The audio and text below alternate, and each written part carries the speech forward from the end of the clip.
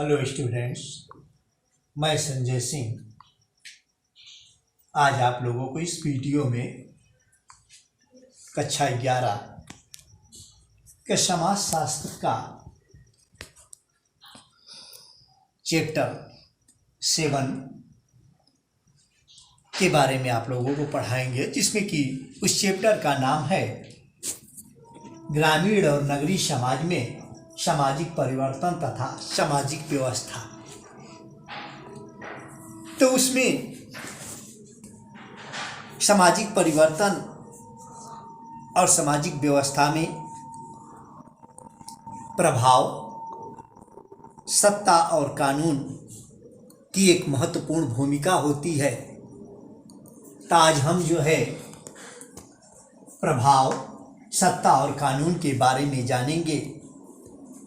किस प्रभाव और सत्ता, ये सामाजिक परिवर्तन और सामाजिक व्यवस्था में प्रभाव, सामाजिक सत्ता और कानून का क्या स्थान है, उसकी क्या भूमिका है, इसके बारे में हम लोग जो है जानेंगे। तो पहले हम सबसे पहले किसके बारे में जानेंगे? प्रभाव के बारे में। प्रभाव का अर्थ,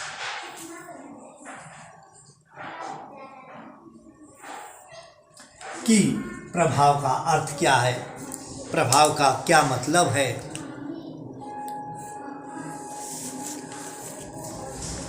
तो व्यक्ति समाज में अकेले जो है नहीं रह सकता है, अन्य व्यक्ति भी जो है समाज में होते हैं, अन्य व्यक्तियों के साथ उनका साथ भी होता है समाज में,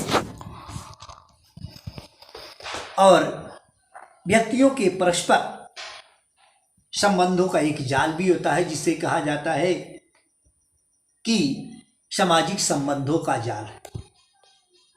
तो उसी प्रकार से जो है परस्पर संबंधों के जाल से ही जो है समाज का जो है निर्माण होता है, और एक साथ समाज में जो है एक साथ रहने के कारण जो है उनके संबंधों में एक दूसरे का प्रभाव जो है स्पष्ट रूप से जो है देखा जा सकता है। और अनेक प्रत्येक समाज में कुछ व्यक्ति अन्य लोगों की अपेक्षा जो है काफी जो है प्रभावशाली भी होते हैं, उनका प्रभाव कुछ और ही होता है।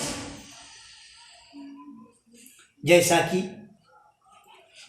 लेसवेल एवं कापलान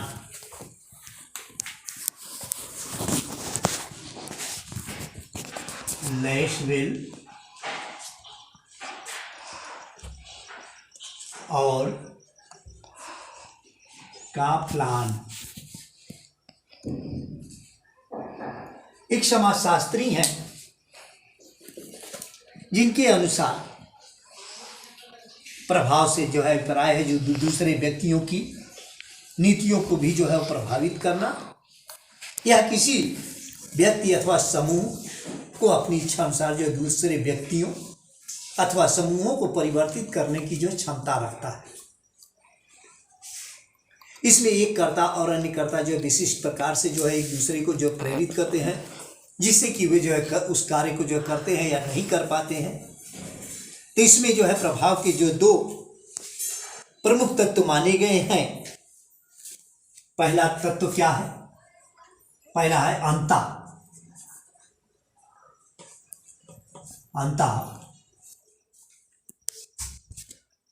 संबंध,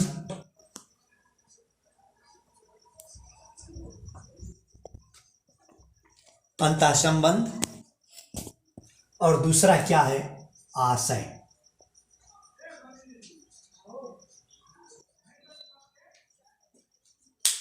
ये दोनों जो है दो तत्व होते हैं समाज में, इसका जो है प्रभाव में।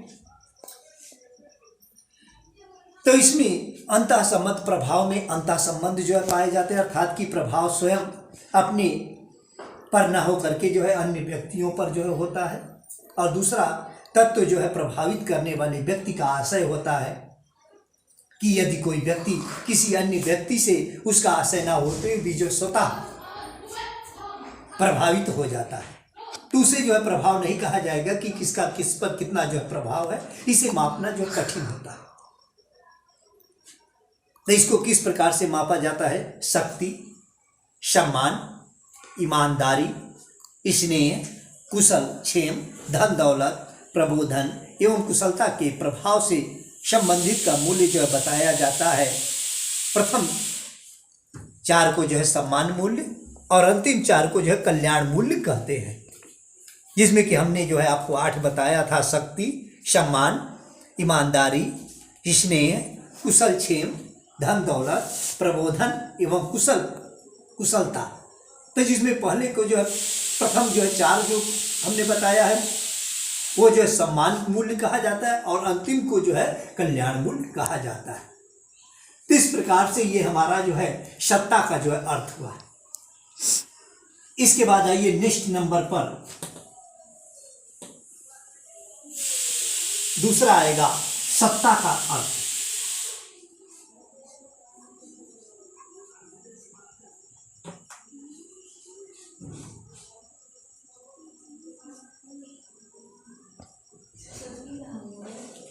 सत्ता का अर्थ, तो सत्ता केवल जो है राजनीतिक क्रियाओं या परिस्थितियों तक ही जो है सीमित नहीं होता है। जैसा कि सत्ता का है जो है मैक्स वेबर के अनुसार सत्ता का संबंध जो है शक्ति से है, जिसे कि जो है वैध शक्ति को ही जो है सत्ता कहा जाता है और सत्ता द्वारा ही सामाजिक क्रिया का परिचालन होता है, परिसंचालन होता है तथा इसी के द्वारा जो है समाज में स्थायित्व बना रहता है, अर्थात कि सामाजिक व्यवस्था का निर्धारण होता है। तो मैक्स वेबर ने जो है सत्ता संबंधों की जो है चर्चा करते हुए जो है उसके बारे में बताया कि कुछ व्यक्तियों के पास शक्ति कहाँ से आती है, या वे एक क्यों अनुमान लगा लेते हैं कि अन्य व्यक्तियों को जो उनका अनुपालन करना चाहिए। इसका जो है एक आदर्श जो है प्रारूप होता है, जिसमें कि मैक्स वेबर के अनुसार सत्ता जो है उसको जो है 3 श्रेणियों में जो है बांटा गया है। पहला जो है तार्किक वैधानिक सत्ता।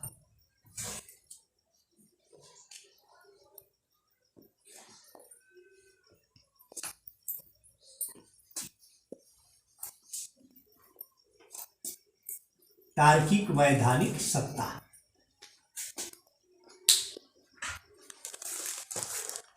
तो तार्किक वैधानिक सत्ता में जो है तो इस प्रकार की सत्ता में वैधता पद नियुक्ति के साथ जुड़ी हुई होती है। तार्किक वैधानिक सत्ता का पालन पद पर नियुक्ति के कारण नहीं किया जाता है, बल्कि इसे जो है उस वैधानिक सत्ता के द्वारा किया जाता है जो कि उस पद के साथ जुड़ा हुआ होता है। जैसे कि किसी मेयर, जज, सैनिक अधिकारी, कॉलेज के प्राचार्य आदि के पास जो है जो सत्ता होती है, अर्थात कि उनके पद की उनकी नियुक्ति के कारण होती है, तो उसमें उस पद पर जो है नियुक्ति व्यक्ति का कारण, अर्थात कि उसके पास सत्ता का जो है यही होता है कि नहीं, उसके पास जो सत्ता है, उसके पास अधिकार है, उसी को जो है कहा जाता है सत्ता, जिसके पास अधिकार होता है। तो उसको जो है क्या कहा जाता है? तार्किक वैधानिक सत्ता। इसके बाद दूसरे नंबर पाता है परंपरागत सत्ता।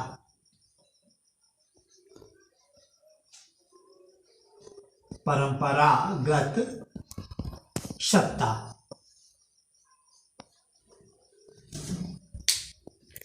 तो परंपरागत सत्ता शक्ति की वैधता प्राचीन काल से जो चली आ रही है, जो परंपरा होती है, जो ट्रेड, जिसको कि इंग्लिश में हम कहते हैं ट्रेडिशनल अथॉरिटी,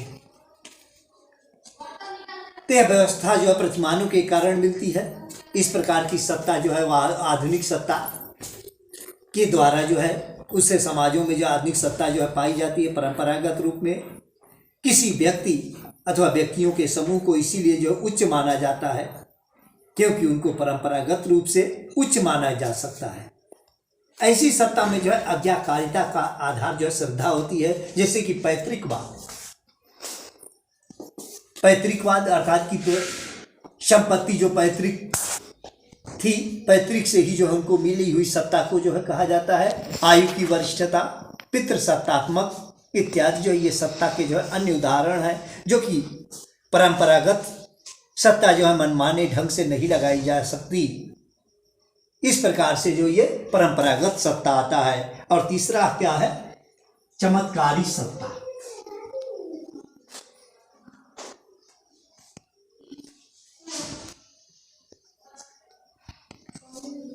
चमत्कारिक सत्ता।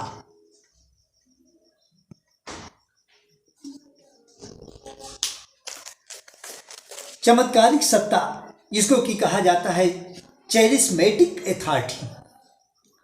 इस प्रकार की सत्ता में व्यक्ति का अनुपालन उसकी चमत्कारी व्यक्तित्व, उनकी विशेषताओं या गुणों के कारण जो है किया जाता है। ये गुण नैतिक या धार्मिक या किसी भी अन्य प्रकार के हो सकते हैं।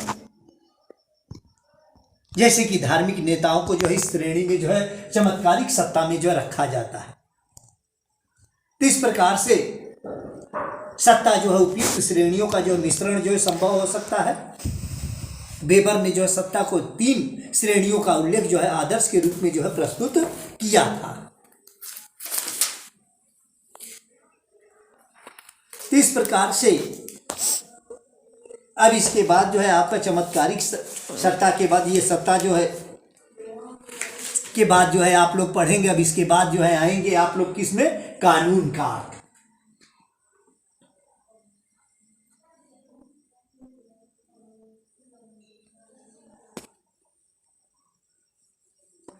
इसके बाद आएंगे हम लोग कानून के बारे में जानेंगे कि कानून का अर्थ क्या होता है। कानून का अर्थ। इससे पहले हमने आपको जो है प्रभाव के बारे में बताया, सत्ता के बारे में बताया। अब इसके बाद हम आप लोगों को जो है कानून के बारे में बताएंगे कि कानून का क्या अर्थ होता है।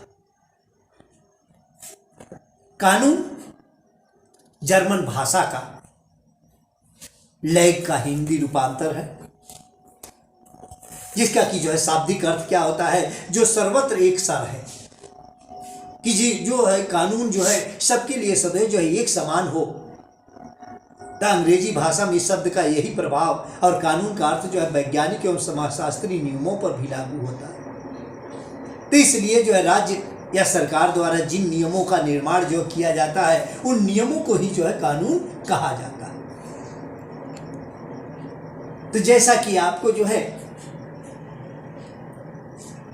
मैकाइवर एवं पेज ने कानून की जो है परिभाषा जो है बताया है।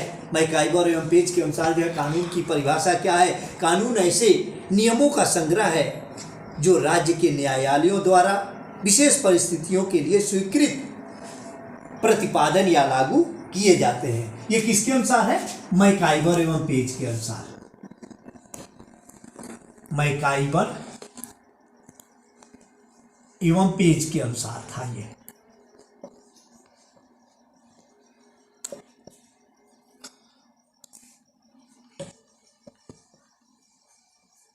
पेज के अनुसार था। अब इसके बाद हम लोग अगला पढ़ेंगे किसके अनुसार? ग्रीन के अनुसार,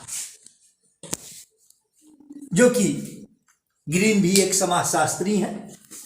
तो ग्रीन ने जो है अपनी परिभाषा में क्या कहा है कि कानून परिवर्तन के तथ्य एवं निष्पादन की कल्पना के मध्य संतुलित सामान्यकृत नियमों का न्यायाधिक क्रमबद्ध समूह, जो कि विशिष्ट रूप से परिभाषित संबंधों एवं स्थितियों को शासित करता है तथा परिभाषित एवं सीमित बल ढंग से जो बल अथवा उसके भय को जो है प्रयुक्त करता है। तो ये आपका क्या था? ये ग्रीन के अनुसार था। इसके बाद अगला जो है कार्डोजो के अनुसार। कार्डोजो के अनुसार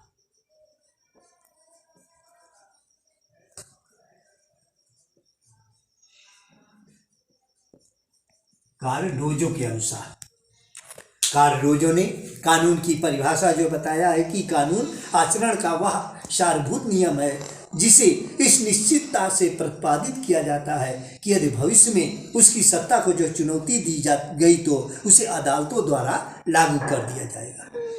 अब इसके बाद अगला जो है समाजशास्त्री कौन है? मजूमदार एवं मदन।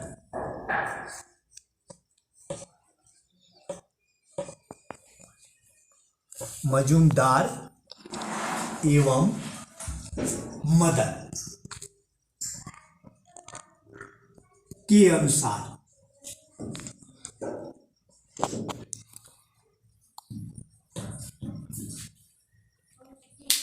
तो मजूमदार एवं मदन के अनुसार कानून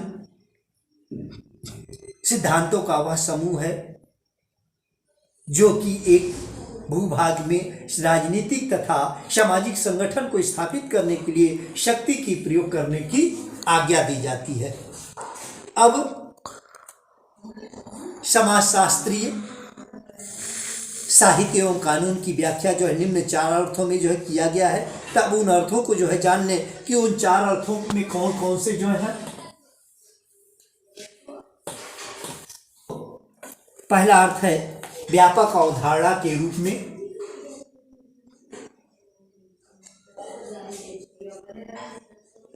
व्यापक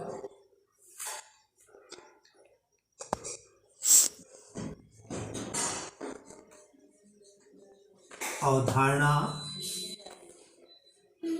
के रूप में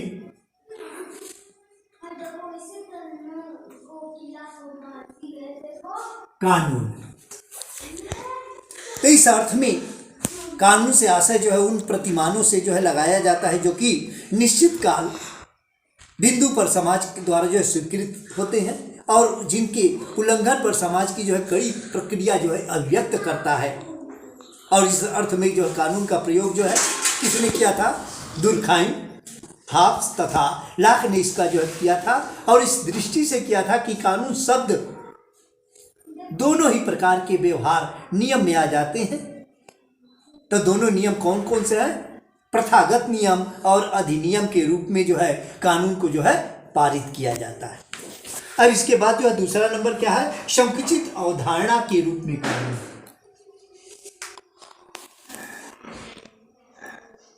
संकुचित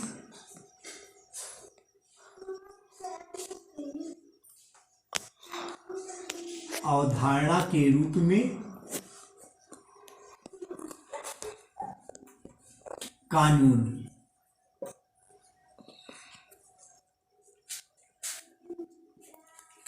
तो इस अर्थ में कानून उन सभी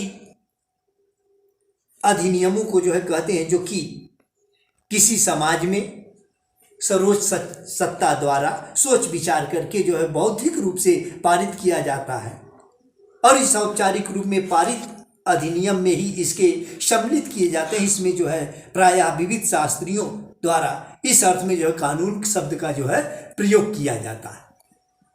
अब इसके बाद नंबर 3 है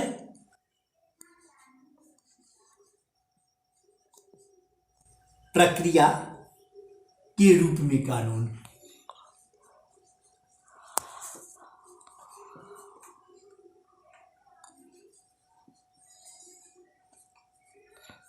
प्रक्रिया के रूप में कानून।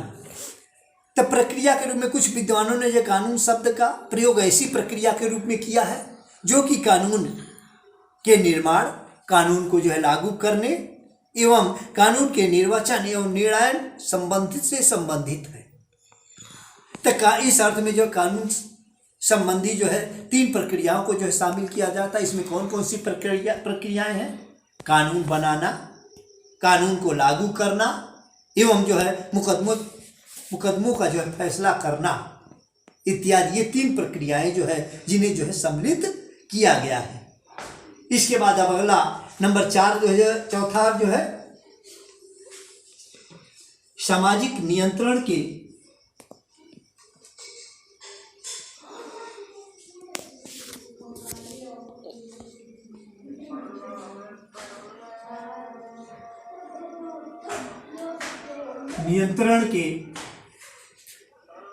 अभिकरण के रूप में कानून।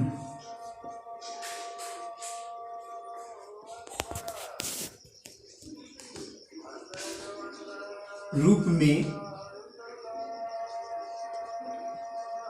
कानून। तो समाज कानून को जो है सामाजिक नियंत्रण के रूप में विचारधारा में जो है मैलिनोस्को ने जो है किया था कि उनके मूल विचारों को जो है उसका जो है संशोधन किया गया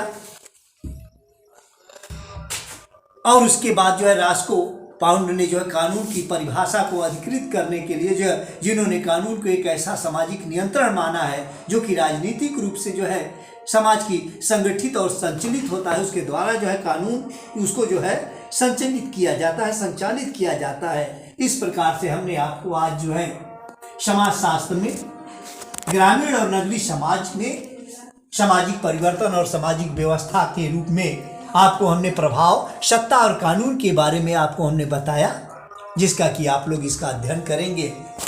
इसी के साथ जो है आज का इतना ही होगा।